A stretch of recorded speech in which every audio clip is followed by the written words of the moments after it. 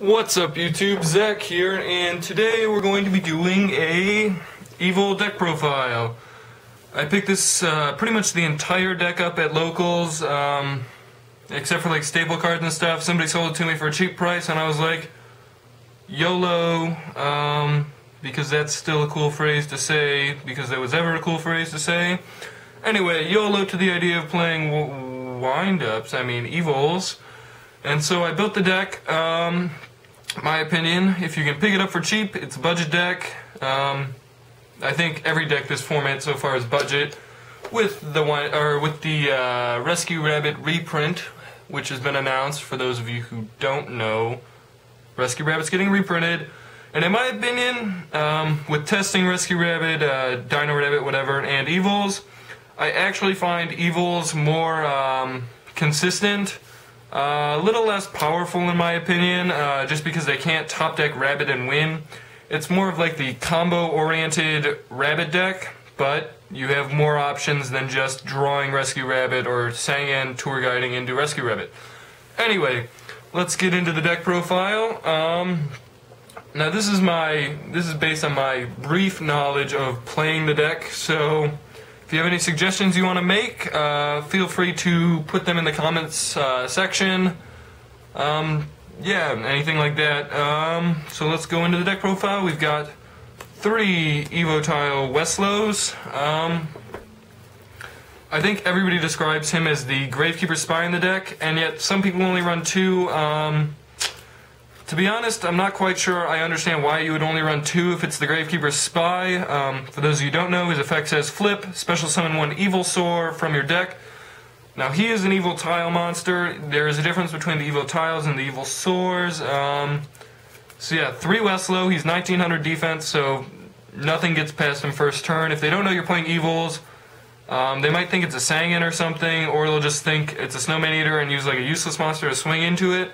You flip Westlow, maybe they have a back row set, in which case you go into certain Evosaurs based on the situation.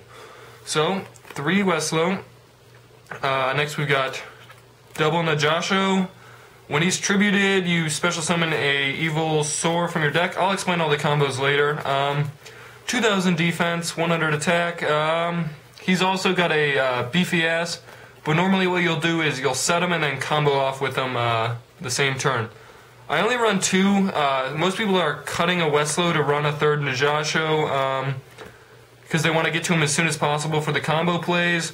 But to be honest, in my opinion, that's kind of like running 3 Magician in the windup deck. Now, granted, some people do it, but in my opinion, by running 3 Magician in this deck, that would be like running 2 Shark, which is my Westlow. I don't know if that analogy makes any sense at all, but I guess I'm going to roll with it. And since you run so many search cards, it's so easy to get to Yugioh that I really don't think you have to worry about it. Plus, he can be a dead draw late game. Next, we've got double Evosaur Serato. He is an Evosaur. He comes out, I think he's like Laquari or whatever. He comes out and he gains 200 attack when brought out by an Evil tile. And then anything he runs over in battle, you get to then search your deck for an Evil tile, which is Yugioh or Westlow. Any one of these 5 cards can be searched if you special summon him by an Evil tile and then destroy a monster. So, some people run 3 of him. I just chose to run 2. I kind of minimized my the entire Evil engine to make room for other things. So, yeah, double Serato. Next we run double Diplo. He's the Bestiary, I guess, is the way you compare him. 1600 attack. When he comes out, he pops a back row.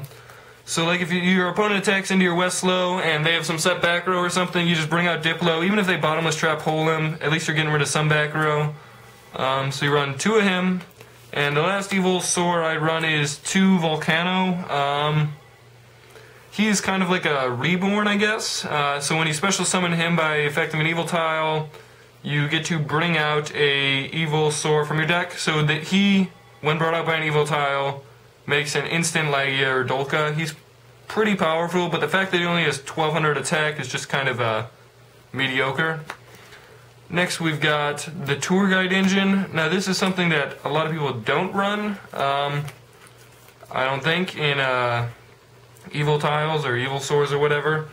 But to be honest, the tour guide engine has been so helpful. I mean, like a Zenmain's late game or anything like that can just be so beneficial. And then if you have some of your certain spell cards in hand, you can just set a Sangan, let them run it over, and then they might fear it's a Westlo, so they won't attack into it. Or they'll just boldly attack into your Sangan, and then you can search out something like, you can search out any of your Evo Tiles. So that's why I run the tour guide engine. And finally, 2 Max Cs. You do need to run hand traps this format. I'm opting to run Max Cs over Effect Veilers because a lot of people run Gores in this deck. So I am bluffing Gores in this deck by running Max Cs. Hopefully they fall for the bluff because most people in Evols run Gores, so maybe by dropping Max C, I'll draw into my fake Gores. So that's the entire monster lineup. It's 16 monsters, I want to say. So actually 14 core monsters and then 2 hand traps. Next, we've got the spells, which we'll start with the main combo card, which is Evo-Force. It is tribute an Evil Tile, special summon an Evil Sword from your deck, which means you tribute any of these guys, and you get a Evil Sword from your deck. So what you normally want to do is if you want first turn to have this in hand. And so what you'll do is you'll set the Yugioh, because you don't want it getting warninged or anything like that, and then you'll activate Evo-Force. Yugioh gets tributed, and then if they have back row, you bring out Diplos. If not, then you bring out Ceratos, because you get to bring out 1 Evil Sword for Evo-Force and 1 for Yugioh. So you might bring out 2 of them, overlay into Lagia, etc. Maybe you pop both their back row with Diplo. Or if you have an Evil Sword in the grave, then you bring it back with Volcano and you can go into Shockmaster. Or if you have 2 in grave, you go for double Volcano and then you make Dolka and Lagia in 1 turn. So by that sense, this deck might be more powerful than Rabbit, but it also suffers from some inconsistency. Luckily, it's got its own search card, Evo Diversity. This card just lets you add any Evo monster from your deck to your hand. Cerato is a 1900 beater. You can add him to hand, you can add your Westlos to hand. They won't want to attack your set cards, etc. So you run 3 of that, of course. This is why I only run 2 Yugioh. The fact that you can add 1 to hand if you have an Evo-Force is just incredibly helpful. Next we've got the array of Pot. We just love the Pot in this deck. So 2 duality for consistency, Pot Avarice, recycle your Dolka, Lagia, and your Evil Sword monsters, your Cerato, Diplo, Volcano, etc. 1 Forbidden Lance for attacking over big monsters. I might up this to 2, I just have to find room, because I also run 1 enemy controller just for another way of tributing off your Yugioh. Sometimes you won't see an Evo-Force, and so this helps you combo off, steal an opponent's monster, maybe it's a Thunder King or something. Special summon a Diplo, pop the back row, and then make a basic rank 4.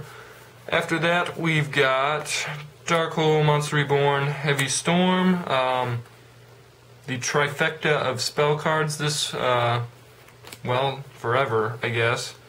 And finally, Double Space Typhoon.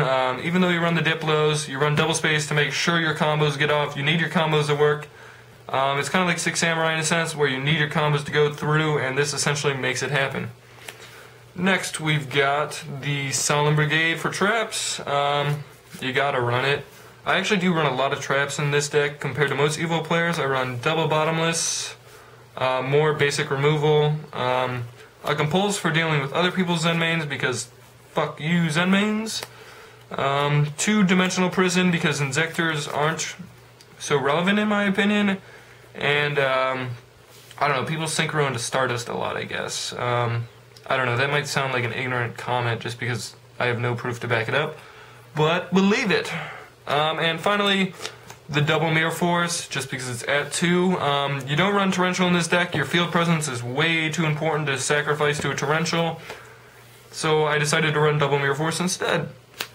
Now, moving on to the extra deck, we've got double Dolka, obviously, since you make so many rank 4 exceeds and they're all dinosaurs. You can run double Lagia as well. Look at those sticker Lagias that I got for like free. So yeah, you run double Lagia, that's obvious. Wind-up Zenmeister, he used to be big in the combo plays. I suppose you can use him for combo plays when you've got protection, but beyond that, he's not really helpful. So yeah, I run one of him. One Utopia, just because you make rank 4s. One Maestroke, again, just because you make rank 4s. Photon Butterfly guy, because he's good and you make rank 4s. These two are actually really helpful for stalling out and for getting rid of Spirit Reaper, which this deck can struggle with. Gemini Pearl should be a Shockmaster. When it gets reprinted, I will get my cheap ass up and buy one. And so those are all the rank 4s. I mean, that's well over half your extra deck committed to rank 4s. 1, 2, 3, 4, 5, 6, 7, 8, 9. Actually, you don't need to take anything out for Shockmaster. Shockmaster should just be in here. I realized that I left enough room for him. So yeah, Shockmaster should be right here, and then you'd have a complete extra deck. For rank 3s, because you do run Tour Guide, Leviair for bringing back Bottomless Thunder Kings or whatever, Leviathan, because it's a good card. Zenmaines is pretty powerful this format, so yeah. Giga Brilliant, because you go Lagia or Dolka, and then you go Tour Guide into Giga Brilliant, and just beefcake your dragon guys. And then a Tempo, because I told you all when I did the deck opening thing that he was probably the best card. And to be honest, I stand by what I said. He is probably the best card released in the structure deck. So, I don't know if there's anything else I wanted to show you. That is the whole deck. I don't really know what else to say. I do want you guys to rate, comment, and subscribe. Tell me what you think of Evols. In my opinion, they're more consistent than the current Dino Rabbit. I haven't seen a Dino Rabbit build that I've really liked. I mean, the Thunder Kings are interesting and everything. But to be honest, this deck actually seems more consistent to me, personally, just because I never draw Rescue Rabbits when I play that deck. So, again, let me know what you think. I guess that's all I've got. I want you guys to rate and comment, like I said, and then I will do some more deck profiles, and I will see you next time.